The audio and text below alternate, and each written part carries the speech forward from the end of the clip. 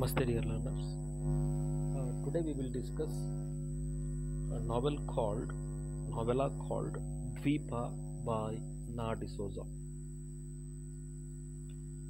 The present novella is about the problems of displacement and how the people are affected by the developmental projects carried out by the governments. Displacement is traumatic as it forces the movement of individuals from their habitual residence. People are displaced mostly due to political reasons, internal violence, natural disaster, and above all, environmental degradation caused by government sponsored development projects for modernization and urbanization purpose. The irony behind dam construction is displacement of the native for whom the dam was originally meant to be. Internal displacement poses a great danger and uncertainty among the native people. Within this purview, we will analyze the theme of displacement and the injustice that is carried out towards the people of a village discussed in the novel by Na D'Souza. The effects of dam construction and other developmental projects include massive displacement, questionable compensation norms, and poor or no rehabilitation process. The ecological impacts such as water logging, salinization, soil erosion, and so on, which come at the cost of deforestation and submersion of land basin to start the projects. ಈ ಕಾದಂಬರಿ ಒಂದು ಡ್ಯಾಮ್ನ ನಿರ್ಮಾಣಕ್ಕೋಸ್ಕರ ಅಲ್ಲಿರುವಂತಹ ಜನರನ್ನು ಬೇರೆ ಸ್ಥಳಗಳಿಗೆ ಸ್ಥಳಾಂತರಿಸಿದಾಗ ಆಗುವಂತಹ ತೊಂದರೆಗಳನ್ನು ಕುರಿತು ನಾ ಡಿಸೋಜಾ ಅವರು ಕಾದಂಬರಿಯನ್ನು ಬರೆದಿದ್ದಾರೆ. ಇದರಲ್ಲಿ ಬರುವಂತಹ ಎಲ್ಲ ಪಾತ್ರಗಳು ಲಿಂಗನಮಕ್ಕಿ ಎನ್ನುವಂತಹ ಡ್ಯಾಮಿನ ಕನ್ಸ್ಟ್ರಕ್ಷನ್ನಿಂದ ತೊಂದರೆಗೊಳಗಾಗಿ ಹೇಗೆ ಅವರ ಸಾರ್ವಜನಿಕ ಜೀವನ ಹಾಗೂ ವೈಯಕ್ತಿಕ ಜೀವನಗಳು ನಾಶವಾದವು ಎನ್ನುವಂತಹ ಒಂದು ವಿಷಯವನ್ನು ಇಟ್ಟುಕೊಂಡು the present novel is written. Dvipa depicts the issues surrounding compensation among the people of different social strata, along with the after effects of dam construction. The setting of the narrative is Hosamanehalli, a village which is situated in Malenadu. And the main character of the novella is Ganapaya. He, unlike others, and the residents of the village hired paid laborers who did not own farmland. Despite Ganapaya owning 2 acres of wetlands and 3 acres of agricultural land, he was not treated equally, as the respect the landlords commanded came from their place and role in the community, not from their wealth. ಈ ಕಾದಂಬರಿಯಲ್ಲಿ ಬರುವಂತಹ ಗಣಪಯ್ಯ ಹೇಗೆ ಬೇರೆ ಭೂ ಹಿಡುವಳಿದಾರರ ಜೊತೆಗೆ ಯಾವ ರೀತಿಯಾಗಿ ಜೀವನದ ಸ್ಟ್ರಗಲನ್ನು ಮಾಡ್ತಾನೆ ಎನ್ನುವಂತಹ ಕುರಿತು ಈ ಕಾದಂಬರಿ ಇದೆ. The village was at the foot hill and it consisted of 5 families.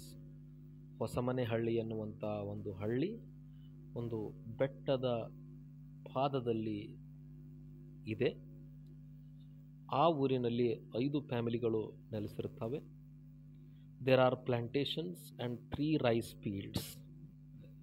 ಅಲ್ಲಿ ರೈಸ್ ಫೀಲ್ಡ್ ಭತ್ತವನ್ನು ಬೆಳೀತಿರ್ತಾರೆ, ಹಾಗೆ ಪ್ಲಾಂಟೇಶನ್ಸ್ ಕೂಡ ಇರುತ್ತವೆ.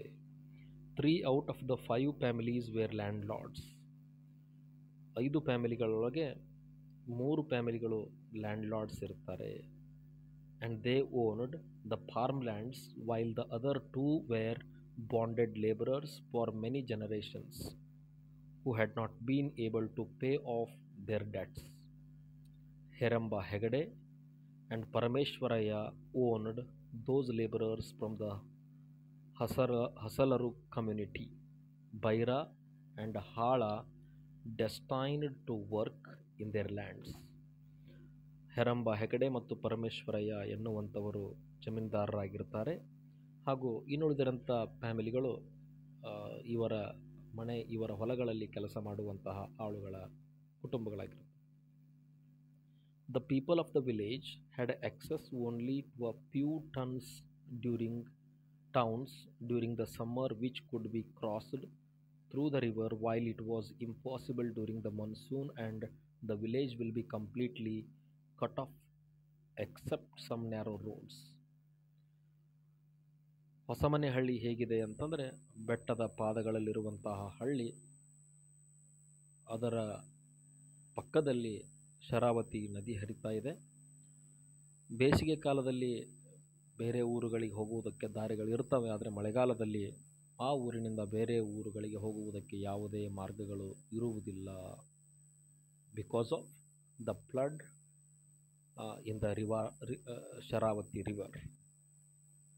The Linganmakki dam constructed over the river Sharavati had raised the water level, which had come closer with the submergence of the lands, and the water was more stagnant. The construction of dam intensified the flood, and the river might overflow from all sides due to the dam.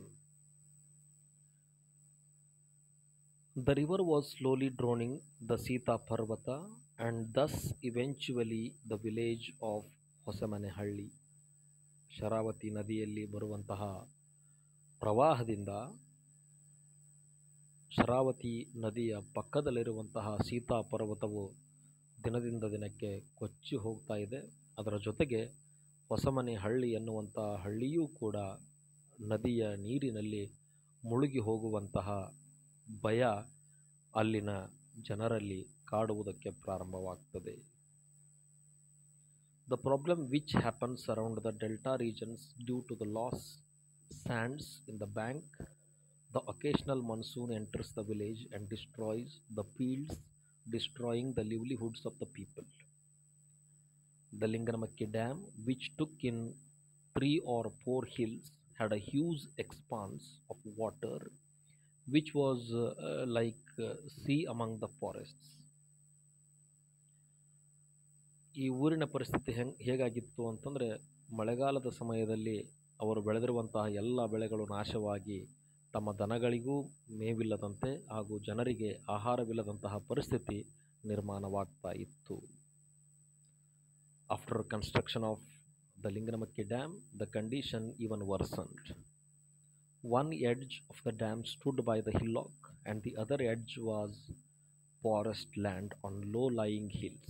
There were sightings of fire far beyond the forests across the dam due to the dry forest landscape as a result of the diverted water.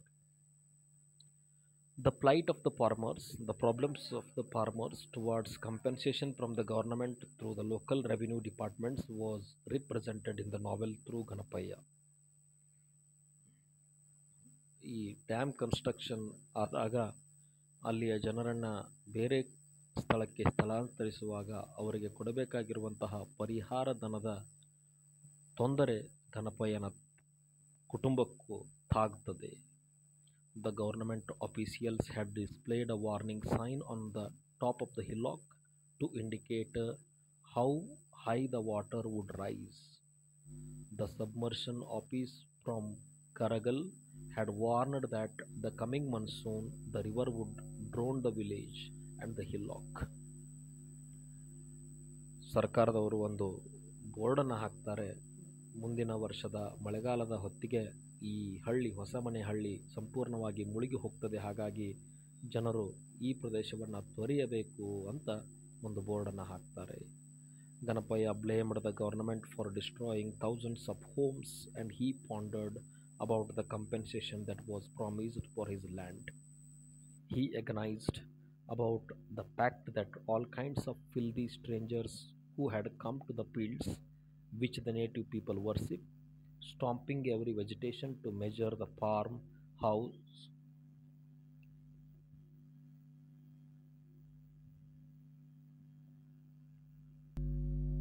the garden, the bathrooms, and all setting a price, inquiring about where he preferred a land. The incidents that happened a year before, but he received no compensation. Ganapayya ಆ ಊರಿನಲ್ಲಿ ಬಂದು ಏನು ಹೊಲಗಳನ್ನು measure ಮಾಡುವಂತಹ ಎಲ್ಲ ಆಫೀಸಿಯಲ್ಸ್ ನಮ್ಮ ಬೆಳೆಗಳನ್ನು, ನಮ್ಮ ಈ ಊರಿನ ಸೌಂದರ್ಯವನ್ನು ನಾಶ ಮಾಡ್ತಾರೆ ಎನ್ನುವಂತಹ ಕನ್ಸರ್ನನ್ನು ವ್ಯಕ್ತಪಡಿಸಿದರೂ ಕೂಡ ಯಾವುದೇ ಅವನು ಅಸಹಾಯಕ ಸ್ಥಿತಿಯಲ್ಲಿರ್ತಾನೆ. 1 ವರ್ಷದ ನಂತರವೂ ಕೂಡ ಅವನಿಗೆ ಯಾವುದೇ ರೀತಿಯಾದಂಥ ಕಂಪೆನ್ಸೇಷನ್ ಸಿಗುವುದಿಲ್ಲ. The bonded laborers were not allotted any kind of compensations as they did not own anything. He received the news that Parameshwaraya got the compensation and Heramba would receive it soon. ಅವನ ಜೊತೆಗೆ ಅದೇ ಊರಿನಲ್ಲಿದ್ದಂತಹ ಹೆರಂಬ ಹೆಗಡೆ ಮತ್ತು ಪರಮೇಶ್ವರಯ್ಯ ಅವರಿಗೆ compensation ದುಡ್ಡು ಬಂದು ಜಮೆಯಾಗಿರುವುದು ಗಣಪಯ್ಯನಿಗೆ ತಿಳಿಯುತ್ತದೆ. And this made Ganapayya realise that they had bribed the officials. ಇದರಿಂದ ಗಣಪಯ್ಯ ತಿಳಿದುಕೊಳ್ತಾನೆ ಹೆರಂಬ ಹೆಗಡೆ ಮತ್ತು ಪರಮೇಶ್ವರಯ್ಯ ಸರ್ಕಾರಿ ಅಧಿಕಾರಿಗಳಿಗೆ ಲಂಚವನ್ನು ಕೊಟ್ಟು ತಮ್ಮ ಕೆಲಸವನ್ನು ಮಾಡಿಕೊಂಡಿದ್ದಾರೆ ಎನ್ನುವಂತಹ ಒಂದು ಮನೋಭಾವನೆಯನ್ನು ತಾಳ್ತಾನೆ. Ganapayya did not get any response even after his frequent visits, as they claimed that his file was missing. Ganapayya ಮೇಲಿಂದ ಮೇಲೆ ಸರ್ಕಾರಿ ಆಫೀಸಿಗೆ ಹೋಗಿ ಬರುವುದನ್ನು ಮಾಡಿದಾಗ ಅವನಿಗೆ ಗೊತ್ತಾಗ್ತದೆ, ಸರ್ಕಾರಿ ಅಧಿಕಾರಿಗಳು ನಿಮ್ಮ ಫೈಲ್ ಕಳೆದಿದೆ ಅಂತ ಗಣಪಯ್ಯನಿಗೆ ಮಾಹಿತಿಯನ್ನು ಕೊಡ್ತಾರೆ. He was perplexed that he might not receive any compensation, and the flood warnings were alarming. Parameshwaraya and his bonded laborer Hala and his family went away immediately after an announcement of the flood warning. Heramba had received land cash compensation of around 50,000 rupees and money even for his cultivations. ಹೆರಂಬ ಮತ್ತು ಪರಮೇಶ್ವರಯ್ಯನವರಿಗೆ ಸಾಕಷ್ಟು ದುಡ್ಡು ಬಂದಿರ್ತದೆ. And they advised Ganapayya to bribe the official to move his file sooner at the submersion office. ಗಣಪಯ್ಯನಿಗೂ ಕೂಡ ಲಂಚವನ್ನು ಕೊಟ್ಟು ನಿನ್ನ ಕೆಲಸವನ್ನು ಮಾಡಿಕೊಳ್ಳಬೇಕು ಎಂದು ಇನ್ನುಳಿದ ಇಬ್ಬರು ಲ್ಯಾಂಡ್ ಲಾರ್ಡ್ಸ್ ಹೇಳುತ್ತಾರೆ. But Ganapayya replied that he had given more than Heramba suggested, and he owned nothing more to give them, and he would not move from the place until he got the compensation. Ganapayya ಕೊನೆಗೆ ನನಗೂ ಕೂಡ compensation ಬರುವವರೆಗೆ ಈ ಸ್ಥಳವನ್ನು ಬಿಟ್ಟು ನಾನು ಎಲ್ಲಿಯೂ ಕದಲುವುದಿಲ್ಲ ಎನ್ನುವಂಥ ನಿರ್ಧಾರಕ್ಕೆ ಬಂದುಬಿಡ್ತಾನೆ. The family of Baira migrated with Heramba and his bonded laborers. The remaining people in the village were Ganapaya, his wife Nagaveni, and his father Duggaja. ಊರಿನಲ್ಲಿ ಹೊಸಮನೆ ಹಳ್ಳಿಯಲ್ಲಿರುವಂತಹ ಎಲ್ಲರೂ ಮೈಗ್ರೇಟ್ ಆಗ್ತಾರೆ. ಆದರೆ ಕೊನೆಗೆ ಉಳಿದಿರುವಂಥವರು ಗಣಪಯ್ಯನ ಫ್ಯಾಮಿಲಿ ಮಾತ್ರ. ಗಣಪಯ್ಯ ಹಾಗೂ ಅವರ ಹೆಂಡತಿ ನಾಗವೇಣಿ ಮತ್ತು ಅವನ ತಂದೆ ದುಗ್ಗಜ. They have to survive alone for around 4 months as the monsoon would cut off the village from the neighboring towns. They did not have anywhere else to go. Ganapaya says, I have depended on this farm and the field till now. Where else can I live? Ganapayya ಎಂತಹ ಪರಿಸ್ಥಿತಿಯೊಳಗೂ ನಾನು ಈ ಸ್ಥಳವನ್ನು ಬಿಟ್ಟು ಹೋಗುವುದಿಲ್ಲ ಎನ್ನುವಂತಹ ಮಾತನ್ನು ವ್ಯಕ್ತಪಡಿಸ್ತಾನೆ. Ganapayya's further enquires about compensation were either returned with pacification or assured hope that the water would subside soon for them to sustain the forthcoming monsoon. Despite the questions of the water rising deeper that monsoon, Ganapaya was reluctant to move from the place. He always hoped that even if the water would drown the hillock, there might be a way for him to continue living there. Nagaveni denied, sorry, Ganapaya denied Nagaveni's advice of moving to her native home during the season because they would have no provisions to live after the monsoon if they did not work through the seasons. ಗಣಪಯ್ಯನ ಹೆಂಡತಿ ನಾಗವೇಣಿ ತನ್ನ ತಂದೆಯ ಮನೆಗೆ ಹೋಗೋಣ ಎನ್ನುವಂಥ suggestion ಅನ್ನು ಕೂಡ ಕೊಡ್ತಾಳೆ. But Ganapayya is not ready to accept it and he decides to stay there. And Ganapayya ಏನು ಅಂದ್ಕೊಳ್ತಾನೆ ಅಂತಂದರೆ ಸೀತಾ ಪರ್ವತವೇ ಕೊಚ್ಚಿ ಹೋದರೂ ಕೂಡ ಎಲ್ಲಾದರೂ ಒಂದು ದಾರಿ ಇರುತ್ತದೆ ಅನ್ನುವಂತಹ ಒಂದು ಆಶಾಭಾವನೆಯನ್ನು ವ್ಯಕ್ತಪಡಿಸ್ತಾನೆ.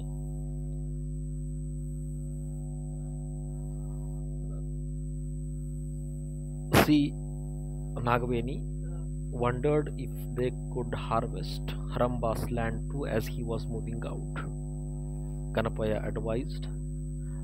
Ganapaya's wife advises Ganapaya to get farm hands from the Devuru community or from Aralagodu or Hiremane. This did not end with displacement alone, as it paved way for exploiting the nearby marginalized community also. Ganapayya ಹೆರಂಬ ಅವರ ಹೊಲವನ್ನು ಕೂಡ cultivate ಮಾಡುವಂತಹ ಪ್ಲ್ಯಾನನ್ನು ವ್ಯಕ್ತಪಡಿಸ್ತಾನೆ ತನ್ನ ಹೆಂಡತಿಯ ಮುಂದೆ. ಹಾಗೂ ಹೊಲದಲ್ಲಿ ಕೆಲಸಕ್ಕಾಗಿ ಅಲ್ಲೇ ಸುತ್ತಮುತ್ತಲು ಇರುವಂತಹ ಕಾಡು ಜನರನ್ನು ಕರೆದು ತರುವಂತಹ ಒಂದು ವಿಚಾರವನ್ನು ಕೂಡ ಅವಳೊಂದಿಗೆ ಹಂಚಿಕೊಳ್ತಾನೆ. Ganapayya went to Talaguppa the next day to hire some workers, and his wife joined him to meet her family, as their village will be isolated without any transportation after the rains.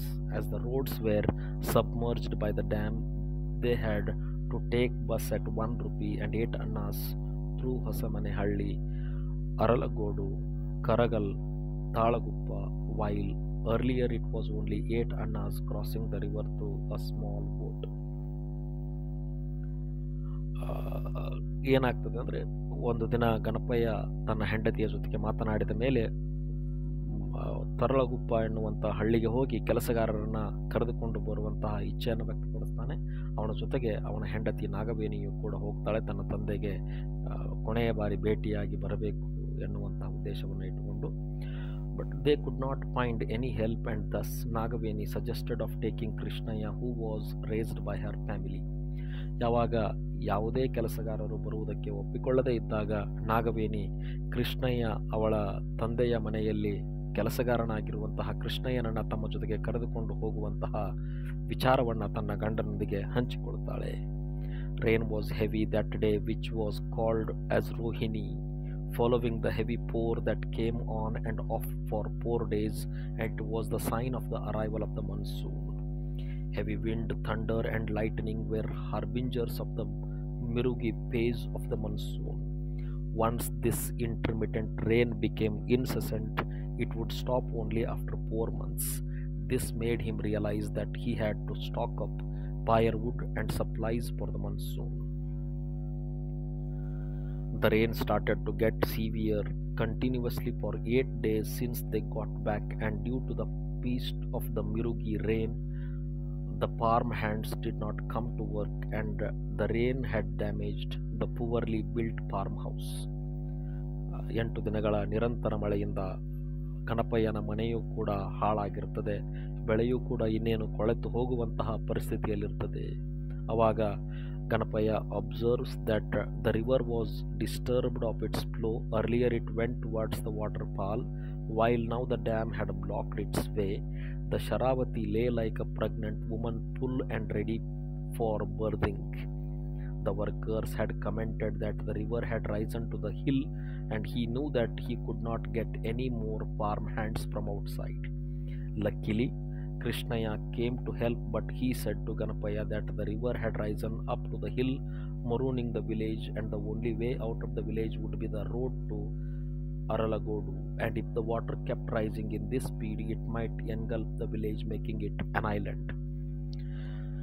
ಯಾವುದೇ ಸಹಾಯಕರು ಬರದೇ ಇದ್ದಾಗ ಕೃಷ್ಣಯ್ಯ ಕೊನೆಗೆ ನಾಗವೇಣಿಯ ತಂದೆಯ ಒತ್ತಾಯದ ಮೇರೆಗೆ ಕೃಷ್ಣಯ್ಯ ಗಣಪಯ್ಯನ ಮನೆಗೆ ಬರುವುದಕ್ಕೆ ಒಪ್ಪಿಕೊಳ್ತಾನೆ. ಯಾವಾಗ ಬಂದಾಗ ಅವನು ನೀರು ಬಹಳ ಆತಂಕವನ್ನು ಸೃಷ್ಟಿಸುವಂತಹ ಎತ್ತರಕ್ಕೆ ಬೆಳೆದಿದೆ ಅನ್ನುವಂತಹ ವಿಚಾರವನ್ನು ಕೂಡ ಗಣಪಯ್ಯನಿಗೆ ಹೇಳ್ತಾನೆ. The rain continued and it lasted for another 8 days. The proverb, survive the Aridra, you are sure of a harvest, kept echoing in Krishnaya as he went to find farm hands from Aralagodu. And as Aridra rain was pouring and they could not find anyone, Ganapaya had to sow Heramba's field along with his. Though Krishnaya was of help, he wanted to get some laborers. The road to Aralagodu from Hosemane was fine, and as it would take another 6 feet to flood it, he convinced the men to work in his land after much persuasion and an offer of increased wages of 8 annas per day. ಕೃಷ್ಣಯ್ಯ ಅರಳಗೋಡು ಊರಿನಲ್ಲಿರುವಂತಹ ಜನರನ್ನು ಮನವೊಲಿಸಿ ಕೆಲಸಕ್ಕೆ ಕರೆದುಕೊಂಡು ಬರ್ತಾನೆ. ಗಣಪಯ್ಯ ಹೆರಂಬನ ಹೊಲವನ್ನು ಕೂಡ ಬಿತ್ತುವಂಥ ಕೆಲಸವನ್ನು ಮಾಡ್ತಾನೆ. By the time what happens, Duggaja died of sickness during the third phase of Aridra rain, and Ganapaya did not inform anyone from outside as he saw the water engulfing the hillock. Though the wind and rain was heavy, the saplings in the fields were slender yet alive. The areca farm, banana and palm could hardly survive the downpour, and the water started to get collected from the ponds, hills down reaching the river. ಮಳೆ ಹೆಚ್ಚಾದಂತೆ, ಗಾಳಿ ಬಿರುಗಾಳಿ ಮಳೆ ಹೆಚ್ಚಾದಂತೆ ಅವನ ಹೊಲದಲ್ಲಿರುವಂತಹ ಬೆಳೆಗಳು ಕೂಡ ನಾಶವಾಗುವುದಕ್ಕೆ ಪ್ರಾರಂಭವಾಗ್ತವೆ. The lands of Parameshwaraya were already submerged, and Herambas were nearly drowning, and the river was brimming, and Hosamanehulli looked like an island surrounded by water with no contact to the outside world. ನಿರಂತರ ಮಳೆಯಿಂದ ಹೊಸಮನೆಹಳ್ಳಿ ಒಂದು ದ್ವೀಪವಾಗಿ ಕಾಣುವುದಕ್ಕೆ ಪ್ರಾರಂಭವಾಗ್ತದೆ, ಹಾಗೂ ಹೊರ ಜಗತ್ತಿನಿಂದ ಎಲ್ಲ ಸಂಪರ್ಕಗಳು ಕೂಡ ಕಡಿತಗೊಳ್ತವೆ. There were only 3 people in the entire village, and the next rain began after 11 days. ಆ ಊರಿನಲ್ಲಿ ಈಗ ಕೇವಲ 3 ಜನರಿದ್ದಾರೆ, ಗಣಪಯ್ಯ, ನಾಗವೇಣಿ ಮತ್ತು ಕೃಷ್ಣಯ್ಯ. ಆ್ಯಂಡ್ ಮತ್ತೊಂದು ಮಳೆ ನಕ್ಷತ್ರ ಪ್ರಾರಂಭವಾಗಿ ಮತ್ತೆ ನಿರಂತರ ಮಳೆ ಬೀಳುವುದಕ್ಕೆ ಪ್ರಾರಂಭವಾಗ್ತದೆ. Krishnaya realized that it was the dam which made them marooned, as it prevented the natural flow of the river. The 2 men were worried as they were isolated from the outside world of all kinds of possibilities if they were in a dangerous position. ಕೃಷ್ಣಯ್ಯ ಮತ್ತು ಗಣಪಯ್ಯ ಇಬ್ಬರು ಕೂಡಿ ಮಾತನಾಡ್ತಾರೆ. ಡ್ಯಾಮಿನ ನಿರ್ಮಾಣದಿಂದ ನೀರಿನ ಹರಿವು ದಿಕ್ಕು ತಪ್ಪಿದೆ, ಹಾಗಾಗಿ ಇಷ್ಟೆಲ್ಲ ತೊಂದರೆಗಳನ್ನು ನಾವು ಅನುಭವಿಸಬೇಕಾಗಿದೆ ಎನ್ನುವಂಥ ವಿಚಾರಗಳನ್ನು ಹಂಚಿಕೊಳ್ಳುತ್ತಾರೆ. ಹಾಗೂ ಹೊರ ಜಗತ್ತಿನೊಂದಿಗೆ ಸಂಪರ್ಕ ಕಡಿತವಾಗಿರುವುದನ್ನು ಕೂಡ ಅವರಿಬ್ಬರು ಕೂಡ ಡಿಸ್ಕಷನ್ ಮಾಡ್ತಾರೆ. Moreover, due to the stagnation of water, wild animals like foxes, deer, wild goats strolled around looking for refuge. Though tiger, cheetah, bison and wild boar lived in the Malenadu forests, they could have also been scared due to the extra forest to make them roam around their village. ಇದೇ ಹೊತ್ತಿಗೆ ನೀರು ಹೆಚ್ಚಾದಂತೆಲ್ಲ ಕಾಡು ಪ್ರಾಣಿಗಳು ಕೂಡ ಆ ಊರಿನಲ್ಲಿ ಬರುವುದಕ್ಕೆ ಪ್ರಾರಂಭವಾಗ್ತವೆ. The Aridra rain was heavy as if competing with the Mrigashira rain. Ardra ಮಳೆ ಬಹಳ ಮೃಗಶಿರದೊಂದಿಗೆ ಕಾಂಪಿಟೇಷನ್ ಅಲ್ಲಿ ಬಿದ್ದಿರುವ ಹಾಗೆ ನೆಲಕ್ಕೆ ಸುರಿತಾ ಇತ್ತು. Ganapaya was worried if that the compensation would get delayed, and if he lose that year's harvest, they would possibly starve. Ganapayya ಸರ್ಕಾರದಿಂದ compensation ಸಿಗದೆ ಹೋದರೆ ಹಾಗೂ ಈ ನೀರಿನಿಂದ ತನ್ನ ಹೊಲದಲ್ಲಿ ಬೆಳೆದಿರುವಂತಹ ಬೆಳೆ ನಾಶವಾದರೆ ನಾವು ಈ ವರ್ಷ ಉಪವಾಸ ಸಾಯಬೇಕಾಗುವುದು ಎನ್ನುವಂತಹ ವಿಚಾರವನ್ನು ವ್ಯಕ್ತಪಡಿಸ್ತಾನೆ. The Punarvasu rains continued after 8 days, which made the sun shine once again. As Ganapaya and Krishnaya went to work, they could see that the rain did not do much damage to Ganapaya's field. Heramba's field faced more havoc. A few trees were uprooted and the supportive seats were washed away, and the low-lying areas of the paddy fields were submerged, leaving only half of the field. 8 ದಿನಗಳ ನಿರಂತರ ಮಳೆಯ ನಂತರ ಹೊಲಕ್ಕೆ ಹೋಗಿ ನೋಡಿದಾಗ ಗಣಪಯ್ಯನ ಬೆಳೆ ಅಷ್ಟೇನು ನಾಶವಾಗಿರುವುದಿಲ್ಲ. ಆದರೆ ಹೆರಂಬನ ಹೊಲಗಳನ್ನು ಬಿತ್ತಿದಂಥ ಗಣಪಯ್ಯ ಕಂಡುಕೊಳ್ತಾನೆ, ಹೆರಂಬನ ಹೊಲದಲ್ಲಿ ಬೆಳೆದಿರುವಂಥ ಬೆಳೆಗಳೆಲ್ಲ ಸಂಪೂರ್ಣ ನಾಶವಾಗಿವೆ ಎಂಬುದನ್ನು. Krishnaya said that the water wouldn't rise any more as the dam was full and it was releasing the rest of the water, and the flow would not make the water stagnant. The killing of water snake in the kitchen by Nagaveni symbolically infers the harm done towards all living being. ಅದಾಗಲೇ ಏನಾಗಿತ್ತು ಅಂದರೆ dam full ಆಗಿರ್ತದೆ, ಡ್ಯಾಮ್ನಿಂದ ನೀರನ್ನು ಹೊರಗೆ ಬಿಟ್ಟಿರ್ತಾರೆ ಮತ್ತು ಒಂದು ದಿನ ನಾಗವೇಣಿಯ ಅಡುಗೆ ಮನೆಯಲ್ಲಿ ಒಂದು ಹಾವು ಬರ್ತದೆ. ಆ ಹಾವನ್ನು Nagaveni ಕೊಲ್ತಾಳೆ. From the top of the Sita Parvata, Krishnaya could see water everywhere like a waterfall. He could see the Aralagodu hill beyond it in a distance. He could only see the top of submerged trees. Sita ಪರ್ವತದ ಮೇಲೆ ಹತ್ತಿ ನೋಡಿದಾಗ ಯಾವ ಊರುಗಳು ಕಾಣುವುದಿಲ್ಲ, ಎಲ್ಲಿ ನೋಡಿದರಲ್ಲಿ ನೀರೇ ಕಾಣುತ್ತದೆ. As he walked into the water, there were a few carcasses floating about, rabbits, wild fowl and deer. He could hardly make them out. They were that bloated. They might have drowned in the water or might have died in the wind and rain. Ganapaya sent word for him, but he hesitated, and his Yajamanaru had asked to go there and stay the 4 months with them. He even tried to avoid situation with many excuses, but he had to obey anyway. Krishnaya once liked Nagaveni as they grew together, but she was his mother's daughter, and her mother had always kept keen watch on them, and he knew that she behaves differently in his presence and worries about how her husband would take this. ಕೃಷ್ಣಯ್ಯ ಮತ್ತು ನಾಗವೇಣಿ ಇಬ್ಬರು ಕೂಡಿ ಬೆಳೆಯುವಾಗ ಕೃಷ್ಣಯ್ಯನಿಗೆ ನಾಗವೇಣಿಯ ಮೇಲೆ ಮನಸ್ಸಾಗಿರುತ್ತದೆ.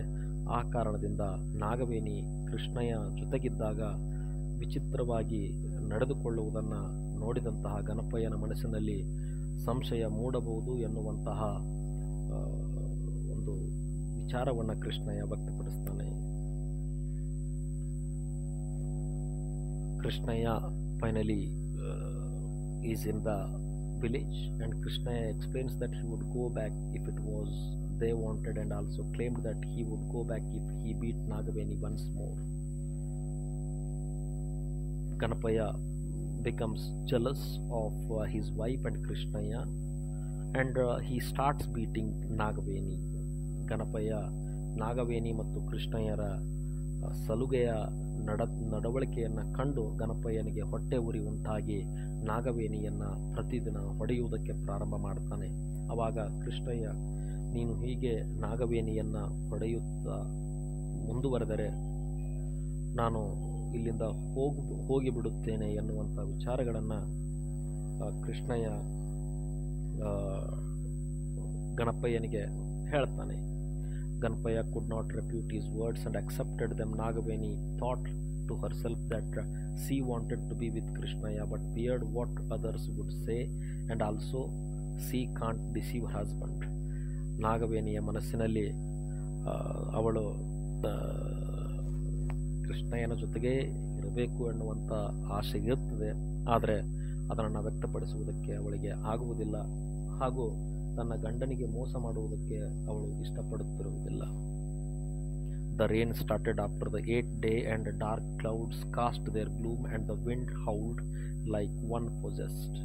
Krishnaya was bored, and he could not ask Nagaveni to play games like Pagade and Channamane. ಕೃಷ್ಣಯ್ಯ ಮತ್ತು ನಾಗವೇಣಿ ಪಗಡೆ ಆಟಗಳನ್ನು, ಬೇರೆ ಬೇರೆ ರೀತಿಯ ಆಟಗಳನ್ನು ಆಡ್ತಿರ್ತಾರೆ. ಹೊರಗಡೆ ನಿರಂತರ ಮಳೆ ಬೀಳ್ತಾ ಇರ್ತದೆ. As the rain fell, he thought about Nagaveni, and he could not be with her, being a laborer and also married now.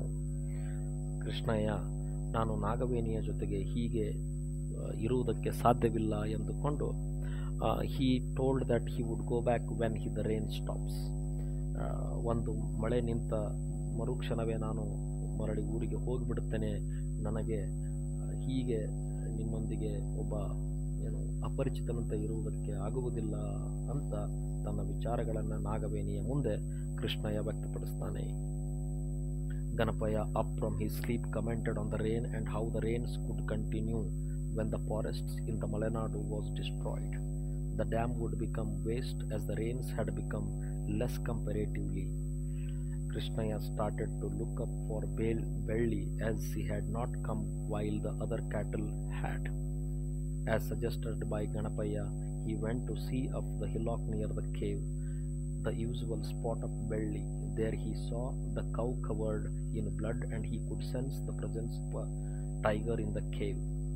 ಬೆಳ್ಳಿ ಅನ್ನುವಂತಹ ಆಕಳು ಇರುತ್ತದೆ ಗಣಪಯ್ಯನ ಮನೆಯೊಳಗೆ. ಒಂದು ದಿನ ಅದು ಮೇಯುವುದಕ್ಕೆ ಹೋದಂತಹ ಆಕಳು ಮರಳಿ ಮನೆಗೆ ಬರದೇ ಇದ್ದಾಗ ಕೃಷ್ಣಯ್ಯ ಹೋಗಿ ನೋಡ್ತಾನೆ. ಆ ಆಕಳು ರಕ್ತದ ಮಡುವಿನಲ್ಲಿ ಬಿದ್ದಿರ್ತದೆ. ಆವಾಗ ಕೃಷ್ಣಯ್ಯನಿಗೆ ಗೊತ್ತಾಗ್ತದೆ ಆ ಕಾಡಿನಲ್ಲಿ ಒಂದು ಹುಲಿ ಬಂದು ಸೇರಿಕೊಂಡಿರಬಹುದು ಎನ್ನುವಂಥ ವಿಚಾರ ಅವನಿಗೆ ತಿಳಿದು ಅವನಿಗೆ ಭಯ ಉಂಟಾಗ್ತದೆ. He ran down the hill to say what he saw and Ganapaya was terrified on hearing the news. ಹುಲಿ ಬಂದಿರುವಂತಹ ವಿಚಾರವನ್ನು ತಿಳಿದಂತಹ Ganapayya ಭಯಭೀತನಾಗ್ತಾನೆ. He wondered if it would take long for the tiger to come to the cattle, said then to the home as the water is now engulfing the marooning them. ಆ ಹುಲಿ ಇನ್ನೇನು ನಮ್ಮ ಮನೆಗೆ ಬರುವುದು ಬಹಳ ಹೊತ್ತು ಹಿಡಿಯಲಿಕ್ಕಿಲ್ಲ ಎನ್ನುವಂಥ ವಿಚಾರಗಳನ್ನು Ganapayya ವ್ಯಕ್ತಪಡಿಸ್ತಾನೆ. And here we come to the end of the novel. The end of the novel, Deepa, describes the struggle of Ganapaya, his wife Nagaveni, and a farmhand named Krishnaya, who is in love with Nagaveni against the rising waters of a dam.